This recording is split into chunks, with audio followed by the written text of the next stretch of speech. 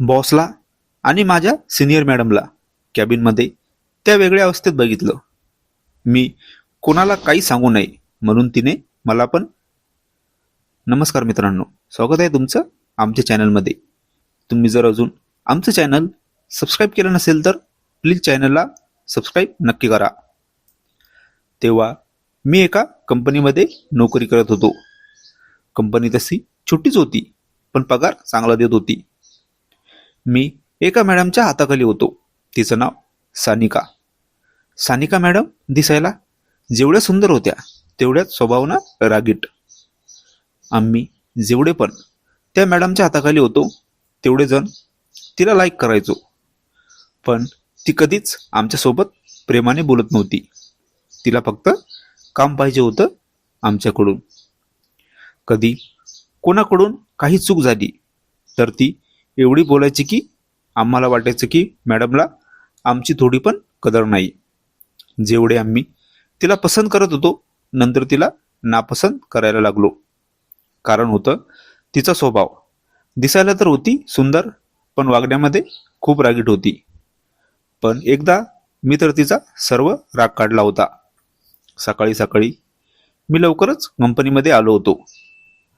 अर्धा तास मी अगोदर आलो होतो. मी सहज कंपनीच्या बॉसच्या कॅबिनजवळ जाऊन बसलो. मला कॅबिनचा दरवाजा उघडा दिसला. मी आत बघितलं तर आमची मॅडम आणि बॉस कॅबिनमध्ये. मी त्यांना कॅबिनमध्ये अशा अवस्थेत बघितलं की मी दरवाजाजवळ उभा राहून बघत होतो. तेवढ्यात मॅडमची नजर माझ्याकडे गेली आणि मॅडम बॉसच्या कॅबिनमधून लगेच बाहेर आली.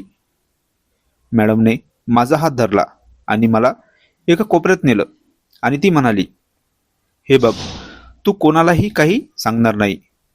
तू माझ्यासोबत हवं तसं वागू शकतो. मी तुझं काही पण ऐकेन, पण कोणाला सांगू नको काही. माझा तर खुशीचा ठिकाणा राहिला नव्हता. कारण मॅडम मला म्हणाली होती की मी तिच्यासोबत हवं तसं वागू शकतो आणि मी पण तसं वागलो. जसं मॅडम बॉससोबत कॅबिनमध्ये. माझं तर नशीबच उघडलं होतं. कारण मी जेव्हा मॅडमला म्हणायचो तेव्हा मॅडम मला बाहेर कुठे घेऊन जात होती. कधी कधी तर तिच्या घरी पण, कोणी नसलं तर तिच्या घरी पण आम्ही जात होतो. ही कथा पूर्णपणे काल्पनिक असून वास्तविक जीवनाशी काहीही संबंध नाही. ही कथा फक्त मनोरंजनासाठी आहे. मित्रांनो, कथा आवडल्यास चॅनलला सबस्क्राईब करा. धन्यवाद.